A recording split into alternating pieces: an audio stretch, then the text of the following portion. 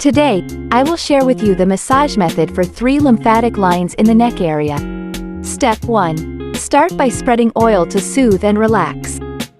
Lift and wrap the shoulders. Press the Feng Fu point and the Feng Qi points on both sides. Step 2. Turn your head to the side. Next, massage behind the ears along 3 lines. Use the pad of your thumb. Start from behind the ears and push along the first of these 3 neck lines. Push downwards in small increments. Then, massage the second line in the neck. Adjust the pressure according to each individual's tolerance. The third line starts from behind the ears and is pushed in small increments down to the arm for drainage. Step 3. Use your middle and ring fingers.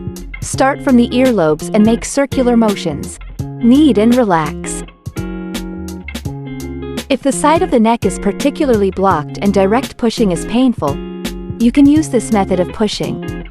Step 4. Use your knuckles. Push downwards in small increments from top to bottom.